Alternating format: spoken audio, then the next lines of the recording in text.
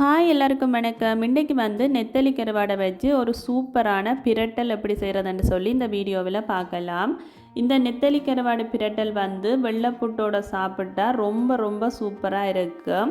கண்டிப்பாக இந்த ரெசிபியை வந்து நீங்கள் ஒரு காண்டாலும் ட்ரை பண்ணி பாருங்க. பிறகு திரும்ப திரும்ப அடிக்கடி செய்து சாப்பிடுவீங்க. அவ்வளவுத்துக்கு ரொம்பவே டேஸ்ட்டாக இருக்கும். இப்போ வந்து நெத்தலி கருவாட்டு பிரட்டல் எப்படி செய்கிறதுன்னு சொல்லி ஸ்டெப் பை ஸ்டெப்பாக பார்க்கலாம். முதல்ல பார்த்தீங்கன்னு சொன்னால் நான் நெத்தலி கருவாடு எடுத்து அதுக்கிட்ட தலையை எடுத்துட்டு நல்லா வந்து சுடுதண்ணியில் ஊற வச்சு கழுவி எடுத்துருக்கிறேன். அதை வந்து நல்லா வந்து நீங்கள் கழுவணும். ஒரு 4-5 தடவைண்டாலும் தண்ணியை மாற்றி மாற்றி கழுவி எடுக்கணும். அப்போ தான் வந்து நல்லா க்ளீனாக வரும். இப்போ இந்த நெத்தலி கருவாடை வந்து நாங்கள் பொரிச்சு எடுக்கணும். அதுக்காக வந்து கொஞ்சமாக உப்பு, மஞ்சள் தூள், மிளகாய் தூள் போட்டு இதை வந்து நல்ல வடிவாக பிரட்டி எடுத்துக்கொள்ளுவோம்.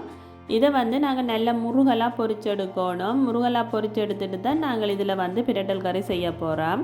இந்த மாதிரி கையை வச்சு நல்லா வந்து மிக்ஸ் பண்ணிக்கொள்ளுங்க. இனி வந்து இதை நாங்கள் பொரிச்செடுப்போம். அதுக்காக எண்ணெயை கொதிக்க வச்சுருக்கிறேன். எண்ணெய் நல்லா சூடானதுக்கு பிறகு நாங்கள் கலந்து வச்சுருக்கிற நெத்தலி கருவாடை போட்டு அதை வந்து நல்ல முருகலாக பொரிச்சு எடுத்துக்கொள்ளுவோம்.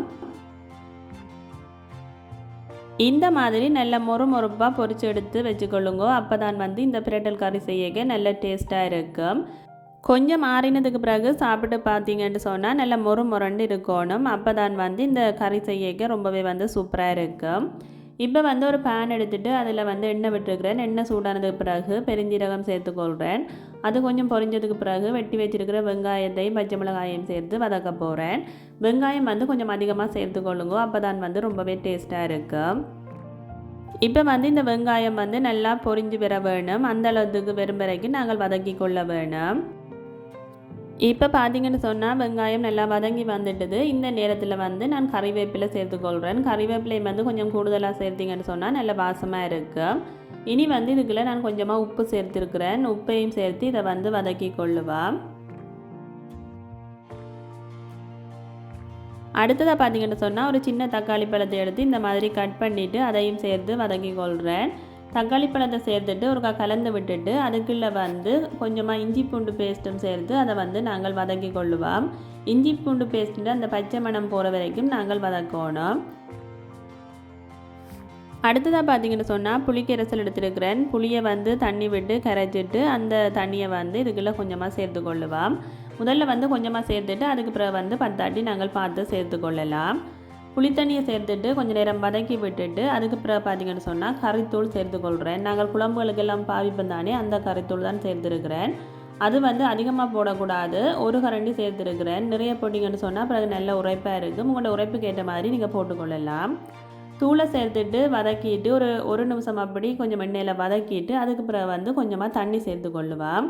இது வந்து பிரட்டில் வைக்க போகிறபடியாக தண்ணி அதிகமாக சேர்க்கக்கூடாது. ஒரு அரை கப் அளவுக்கு சேர்த்திங்கன்னு சொன்னால் காணும். தண்ணியை சேர்த்துட்டு மூடி கொதிக்க விட்டேன் நான். இப்போ பார்த்தீங்கன்னு சொன்னால் நல்லா கொதி வந்துடுது. கொஞ்சம் திக்காகவும் வந்துருக்குது. இனி வந்து இதுக்குள்ளே நாங்கள் ஏற்கனவே பொரித்து வச்சுருக்கிற நெத்தலி கருவாடை போட்டு பிரட்டி கொள்ளுவோம். நல்லா அந்த மசாலாவோடு சேர்கிற மாதிரி நல்லா கலந்து விட்டு கொள்ளுங்க. இப்போ பார்த்தீங்கன்னு சொன்னால் இதில் வந்து ஈரத்தன்மை இருக்குது. உங்களுக்கு பார்த்தாலே தெரியும். அந்த குழம்பின் தண்ணி வந்து இருக்குது. இது வந்து நல்லா வற்றி வர வேணும். அது வரைக்கும் நாங்கள் இதை மூடி கொதிக்க விடுவோம். அடுப்பை வந்து மீடியம் ஹீட்டில் வச்சுக்கொள்ளுங்க. இடைக்கிடைக்க கிளறி விட்டு கொள்ளணும். இப்போ பார்த்தீங்கன்னு சொன்னால் அந்த தண்ணி எல்லாமே நல்லா வற்றிட்டுது. இருந்தாலும் வந்து அந்த ஈரத்தன்மை இருக்குது. இது வந்து நல்லா எண்ணெயில் பொரிஞ்ச மாதிரி வர வேணும். அது வரைக்கும் நாங்கள் வந்து வதக்கணும். மூடி போடாமல் இனி வந்து இந்த மாதிரி எண்ணெயில் பொரிஞ்சு வர வரைக்கும் இதை வந்து நாங்கள் வதக்கி எடுத்துக்கொள்ளணும். இப்போ பார்த்தீங்கன்னு சொன்னால் நல்ல சூப்பராக எண்ணெயெல்லாம் பிரிஞ்சு நல்ல பிரட்டலாக வந்துருக்குது. நல்ல சுவையான நெத்தலி பிரட்டல் வந்து ரெடி ஆகிட்டுது. கண்டிப்பாக ஒரு காண்டாலும் நீங்கள் இதை ட்ரை பண்ணி பாருங்கோ. இந்த நெத்தலி பிரட்டலை வந்து வெள்ளை புட்டோட சாப்பிட்டீங்கன்னு சொன்னால் உண்மையிலேயே ரொம்பவே டேஸ்ட்டாக இருக்கும். எங்கள்கிட்ட வீட்டில் எல்லாருக்குமே இந்த சாப்பாடு வந்து ரொம்பவே பிடிக்கும். புட்டோட சாப்பிட்றதுக்கு அவ்வளவு சூப்பராக இருந்துச்சு. இதுக்கு வந்து வேறு எந்த கறியுமே எக்ஸ்ட்ராவாக தேவைப்படாது. புட்டும் இந்த நெத்தலி பிரட்டல் மட்டுமே காணும். அவ்வளவு டேஸ்ட்டாக இருக்கும். இந்த வீடியோ உங்களுக்கு பிடிச்சிருந்துச்சுன்னு சொன்னால் லைக் பண்ணி ஷேர் பண்ணி விடுங்க. மீண்டும் வேறு ஒரு சூப்பரான ரெசிபியோட வந்து உங்களை சந்திக்கிறேன். பாய்.